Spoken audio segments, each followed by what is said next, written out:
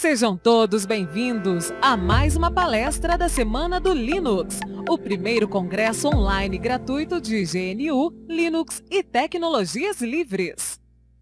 Olá, iniciaremos a palestra sobre a biometria facial para todos, utilizando o framework OpenMBR. Em primeiro lugar, gostaria de agradecer ao Grupo Honda por apoiar todos os trabalhos da empresa e acreditar nas ideias e nas tecnologias inovadoras cujos técnicos propiciam para o mercado dentro da empresa IT Technology. Também ao Paulo Henrique, ao Fábio do Vivo Linux e a minha esposa por abrir mão do meu tempo com a família para desenvolver trabalhos como esse. Fazendo uma breve apresentação, eu sou apaixonado por inovação, tecnologia desde os 11 anos de idade. Sou fundador da antiga empresa denominada NET, que agora é chamada OIT Technologies. Sou membro da comunidade Vivo Linux desde 2003. Atuo no mercado de Linux, levo o Linux a sério desde 1997 e 1998 e sou inventor da tecnologia Certiface, ou seja, uma tecnologia que nasceu para proteger as pessoas do bem. Ela nasceu para que ninguém compre no seu nome com documentação falsa, utilizando a biometria facial. E por último, essa foto aqui, que explica por que eu tenho apelido de cabelo. Então, se vocês acham que eu sou feio, já fui pior, as coisas podem piorar.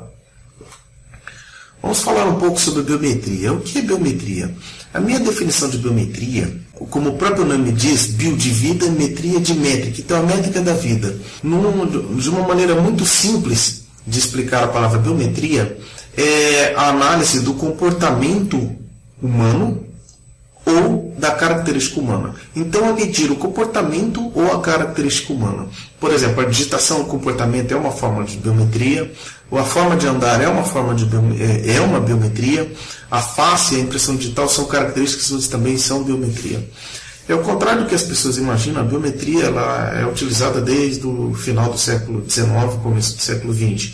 O que mudou é que agora nós automatizamos a aplicação da biometria com o custo computacional. Os computadores se tornaram mais acessíveis, o que tornou muito mais fácil a automatizar e aplicar a biometria em si. E a biometria facial? O que é biometria facial? A biometria facial, a minha definição de biometria facial é uma comparação não euclidiana do hiperespaço matemático representado por duas ou mais faces. A biometria facial também ela é uma tecnologia particularmente mais fácil de ser aceitada pelos seres humanos, porque nós, seres humanos, estamos acostumados a ceder a nossa foto para um crachá, para um controle de acesso num condomínio, ou para um documento, uma CNH, por exemplo. Então, nós, seres humanos, já estamos acostumados a ceder a nossa face para a biometria. Nada é perfeito. A biometria facial, como qualquer outra biometria, tem seu falso positivo, taxa de falso positivo e falso negativo. No início do século XX, em 1903, sendo mais precisamente, esses dois seres humanos, um deles foi preso indevidamente por possuir características faciais similares ao bandido que estava sendo procurado pela polícia. Então, esse caso ganhou muita notoriedade no início do século XX pela taxa de falso positivo e falso negativo que a biometria poderia proporcionar e assim derivando um erro. Isso vale a pena ser mencionado e o quanto é grave. Como eu mencionei sobre a taxa de falso positivo e falso negativo, eu coloquei alguns gráficos aqui para tentar exemplificar o contexto do problema.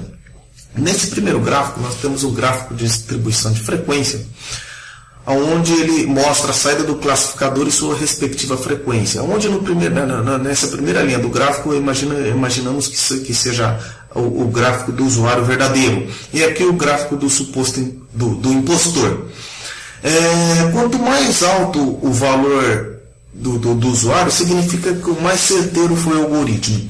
Quando ele chega perto do cruzamento desses dois gráficos, é o limiar T, é que começa o falso positivo e o falso negativo. Então, quando o gráfico do usuário passa o limiar T, eu gero um falso negativo, ou seja, por algum erro de treino, os classificadores da rede neural derivou em saídas que determina um falso negativo, ou seja, por algum erro de treino cadastral, por algum erro pelo qual a rede neural foi treinada, seja ela multicamadas ou não, perceptron com propagação reversa ou não, aprendizado assistido ou não, ou foi derivado um erro no qual gerou uma saída de um falso negativo, ou seja, a pessoa por algum motivo a saída do classificador determinou que não é essa pessoa. E o inverso é quando o impostor se consegue passar pela outra pessoa, que é a região B aqui. Ou seja, esse segundo gráfico que se aproxima de 1 significa que é um falso positivo. Não é a pessoa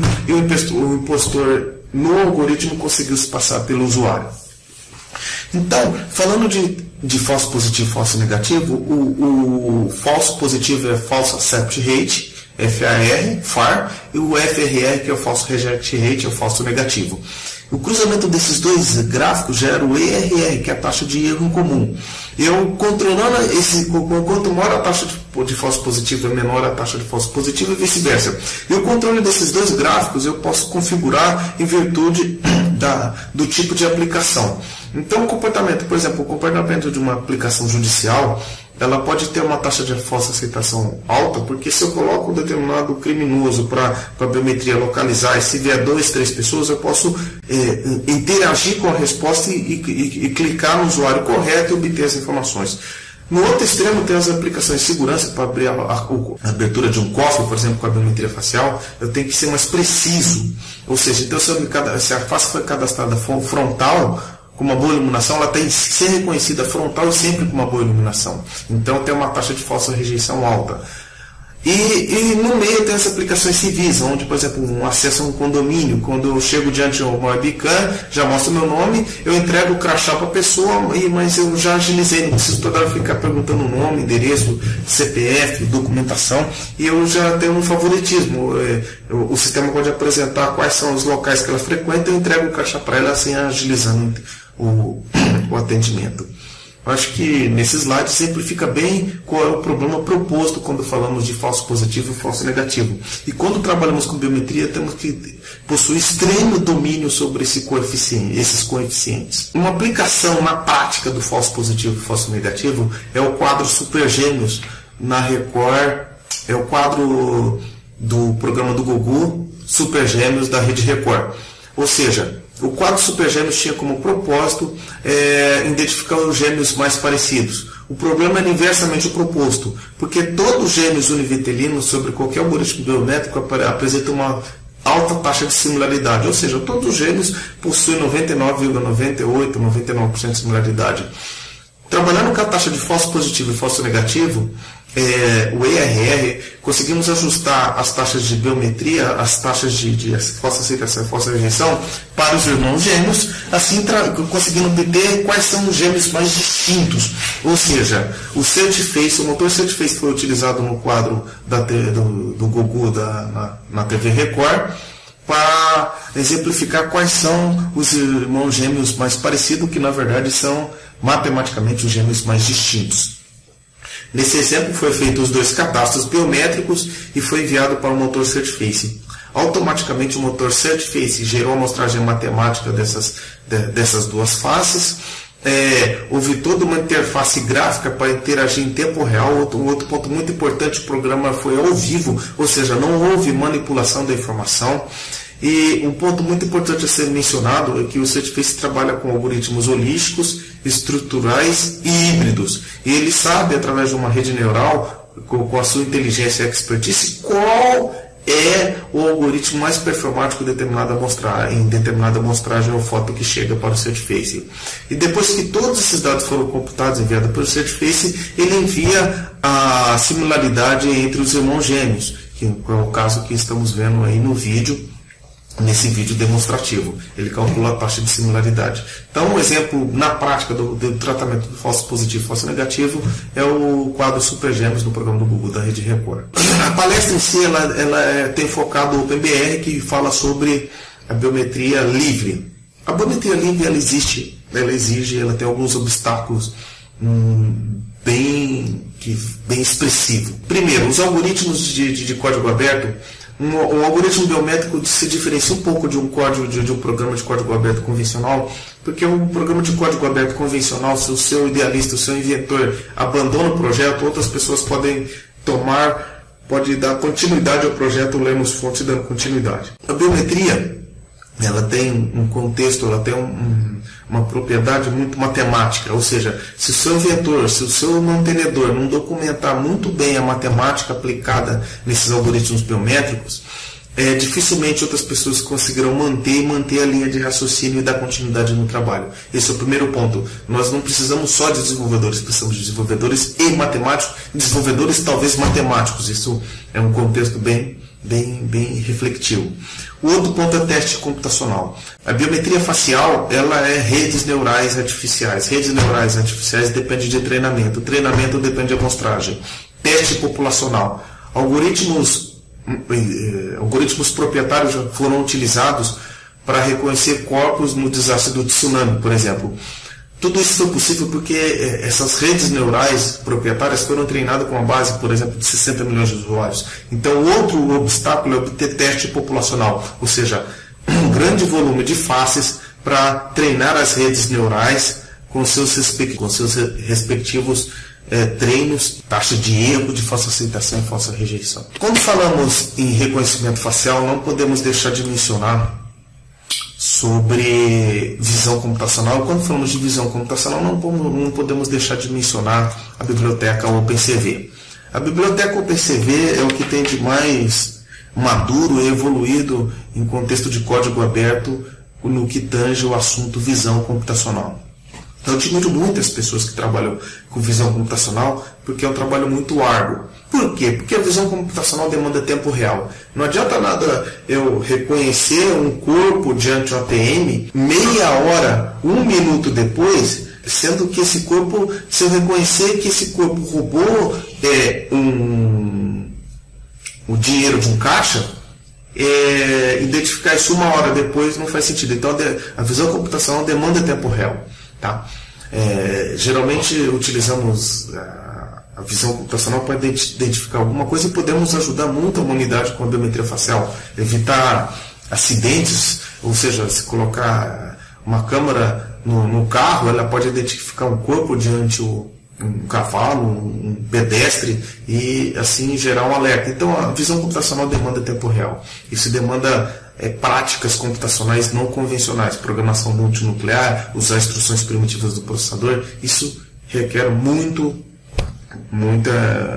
estudo e muito empenho. Ruído. A visão computacional nada mais é que tentar imitar o funcionamento dos olhos, da nossa visão, da visão humana. Tá?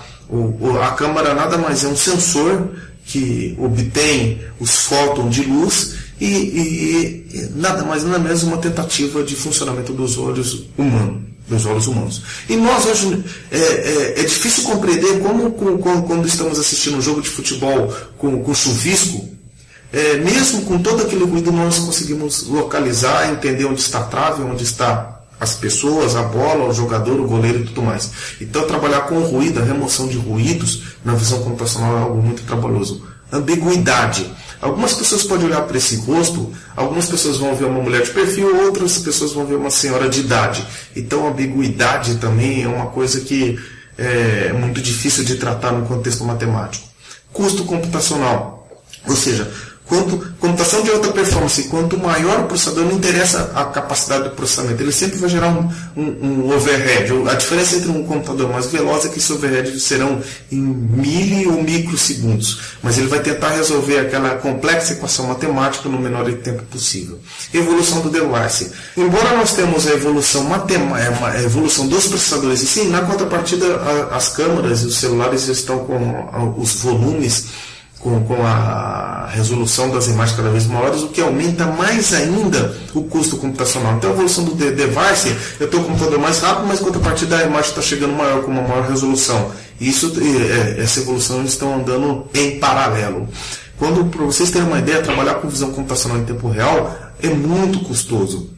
Quando eu trabalho com vídeo 640, 480 em tempo real, eu estou trabalhando com o seguinte volume de informação: 640 vezes 480 vezes 3 se for o canal de RGB, ou vezes 4 se for RGBA, embora não faça sentido, e vezes 30 frames por segundo. Esse é o volume de informação que temos que trabalhar em tempo real para fazer o processamento ao vivo. Como eu mencionei anteriormente, trabalhar com visão computacional requer o uso exige técnicas especiais, como, por exemplo, usar a programação multinuclear. E diferente de como era antes, usar a programação multinuclear não existe mais aquelas macumbas, aquelas coisas assim, magia negra.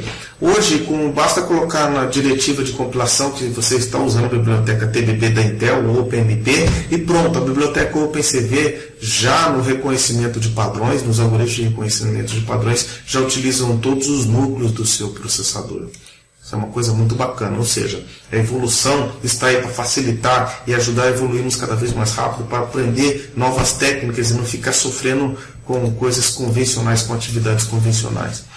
Um exemplo da aplicabilidade da programação multinuclear, e que não seria possível sem a programação multinuclear, já todos os núcleos e o uso de instruções primitivas do processador, como MMX, SCE 4.1, 4.2, AVX, são instruções primitivas do processador. Está aqui o projeto FaceTracker, onde eu tenho as instruções, onde eu clono o repositório, eu entro dentro da pasta recém-criada, dou o comando B, que já tem o binário aí para testes.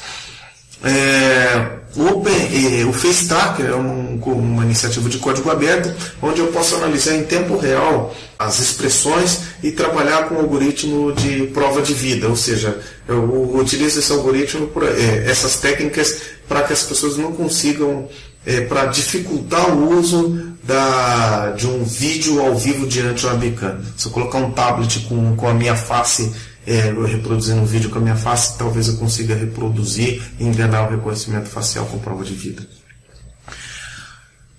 Falaremos agora sobre o framework OpenBR, que é um framework, é uma iniciativa de código aberto, e ele tem as suas particularidades, no qual eu elaborei esse slide. É um trabalho muito bacana, eu achei muito fantástico a sua arquitetura, a maneira pelo qual esse framework foi escrito, e merece a sua atenção pelos seguintes itens. Vamos lá.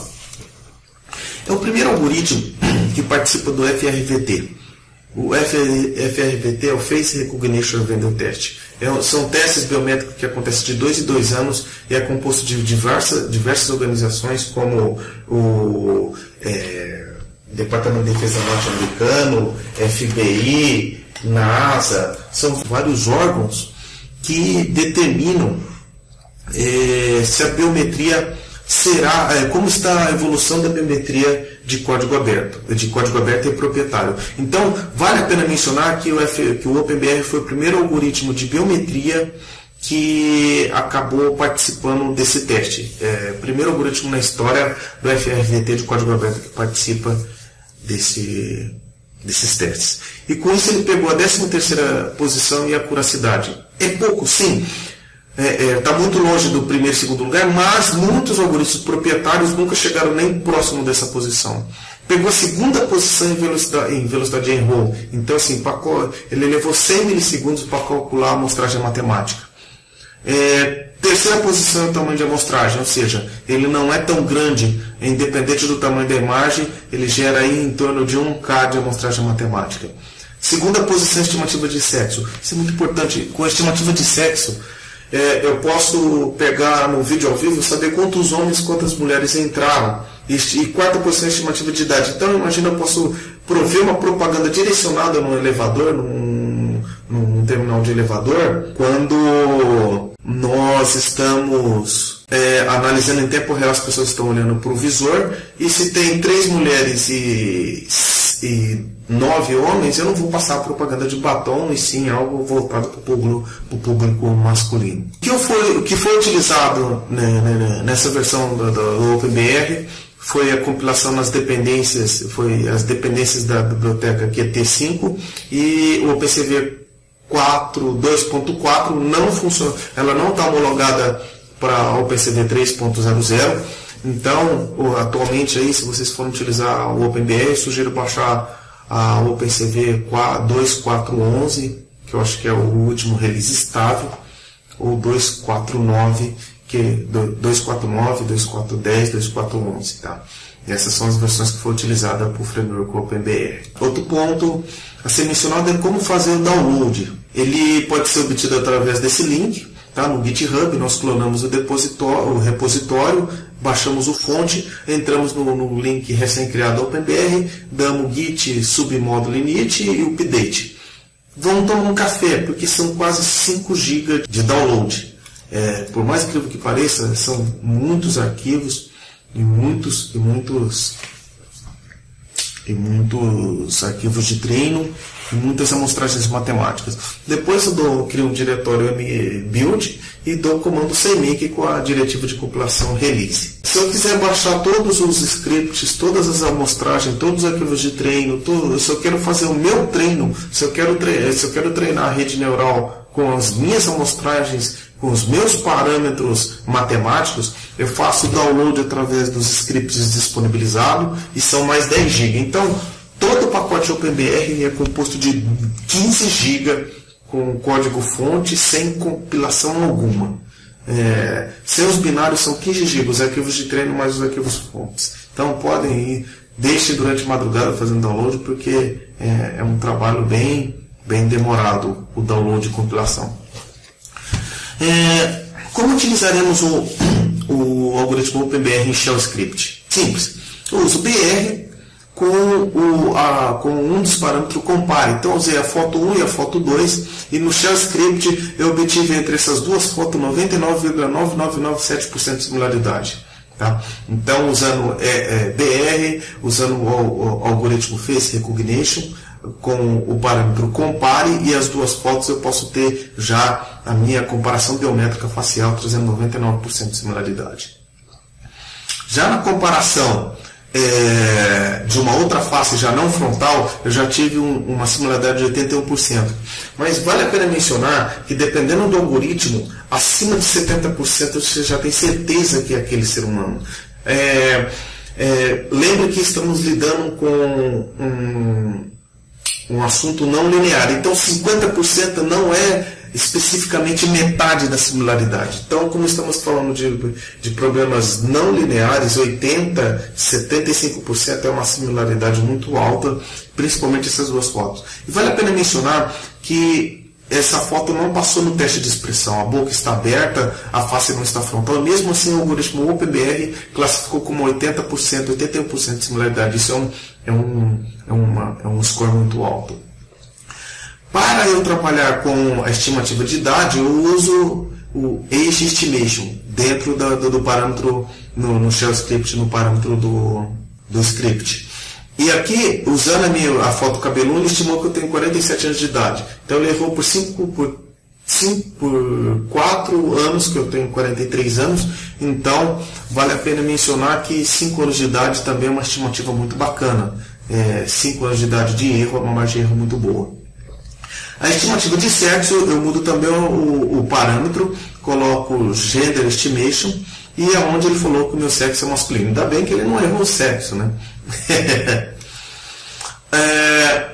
A compilação é bem simples. Eu devo utilizar aí o que vale a pena mencionar. Eu coloco as diretivas de compilação usando Qt5 e tudo mais, mas damos atenção para a libpthread, o OpenBR, a GL e o Qt5 e o OpenCV Core. Eu colocando esses parâmetros como dependência na compilação, eu já posso obter meu código em C. Outra a biblioteca OpenBR é sensacional, porque a sua dificuldade foi abstraída em classes. Então, para desenvolver um programa em C++ é muito simples. Eu crio os objetos, eu crio o objeto de transformação e falo qual tipo de algoritmo eu vou utilizar. Depois eu crio o objeto template e carrego na variável template a imagem.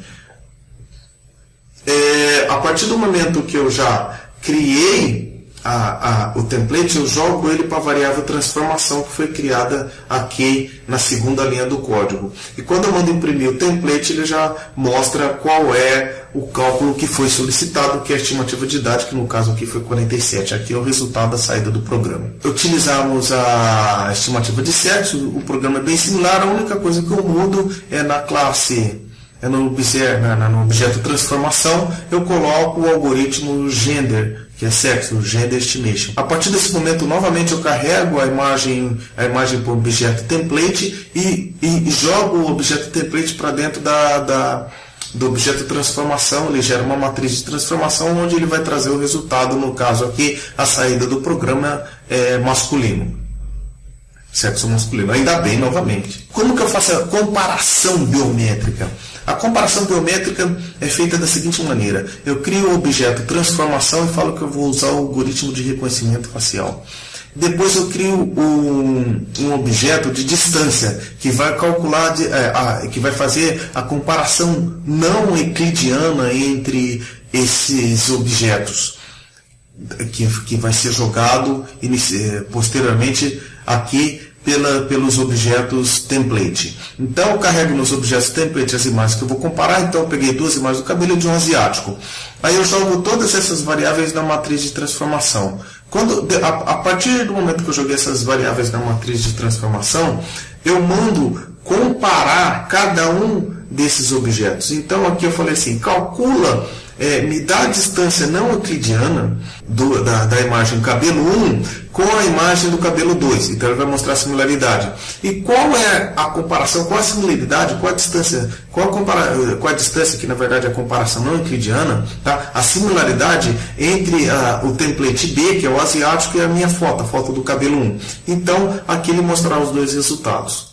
Então a saída do programa será o seguinte, o genuíno, ou seja, o cabelo deu 100% de similaridade e o posterior deu 15% de similaridade, que seria o asiático comparado com a foto do cabelo. Estamos trabalhando no Surface 3D, que trabalha com a biometria 3D, com câmeras 3D. Ou seja, já estamos fazendo os testes também na plataforma Linux. Inicialmente, as câmeras 3D da Intel, elas foram projetadas para a plataforma Windows, e já estamos fazendo alguns testes na plataforma Linux, que requer uma requer alteração no módulo do kernel VC Video. Aqui está o endereço, pode entrar no GitHub e fazer o download do projeto. Entro, dou make e logo em seguida já tenho o projeto em funcionamento, onde podemos usar a câmera da Intel. Nesse vídeo podemos ver claramente na plataforma OpenSUSE a câmera 3D funcionando em tempo real. Reparem que é muito performático, não gera delay o processamento em tempo real. Aí nós estamos com a câmera 3D, utilizando o módulo VC Video com algumas alterações para interpretar em tempo real a nuvem de ponto tridimensional. Vale a pena mencionar que o fluxo de dados é muito grande, o processamento é feito a 30 frames por segundo. Então requer uma alta banda USB, então o micro tem que disponibilizar, o equipamento tem que disponibilizar o USB 3.0. Então em breve aí teremos algumas grandes novidades aí, estarei disponibilizando o Vivo Linux, como utilizar a câmera 3D na plataforma Linux. E como sempre, o poder da força é ler os fontes. Resultado final, conseguimos romper antigos obstáculos da biometria facial, ou seja, utilizando a nuvem de ponto tridimensional, ninguém consegue enganar uma câmera 3D, porque mesmo com o vídeo ao vivo o processamento é tridimensional. E isso é feito graças ao processamento da nuvem tridimensional em tempo real, como podemos visualizar nesse vídeo. Em tempo real estamos analisando a nuvem de ponto tridimensional e analisando se existe simetria ou assimetria nessa nuvem tridimensional. Quando essa nuvem tridimensional é assimétrica, como estamos analisando nessa janela à esquerda, quando o volume é assimétrico, significa que é uma face viva.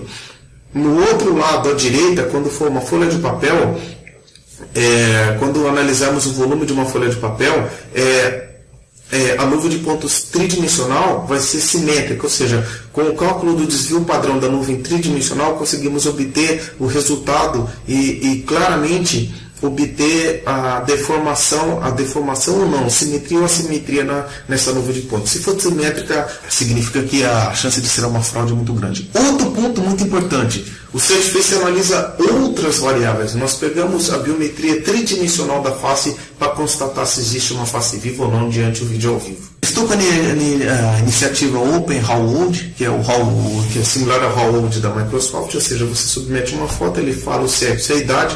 Então está aberto aí a quem quiser participar desse projeto, seja bem-vindo. Mande sugestões por e-mail cabeloopensource.org.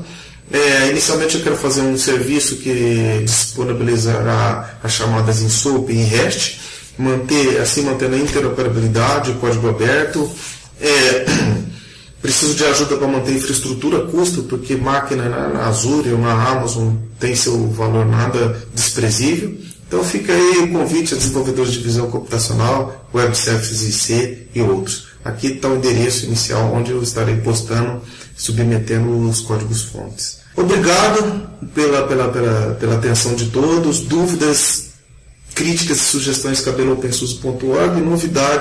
As novidades acompanham o trabalho no meu blog assuntonerd.com.br e muitas novidades no portal Vivo Linux. Ressalto que o que vocês não gostaram da palestra, envie as críticas para o meu e-mail, porque não é só de elogio que nós vemos. Críticas é que fazem evoluir os nossos trabalhos. Eu não sou melhor que nenhum de vocês, muito pelo contrário, estou aqui apenas compartilhando conhecimento. As críticas e sugestões são bem-vindas para melhorar o meu trabalho. Obrigado a todos e espero ter colaborado aí com essa grande iniciativa desse evento aí.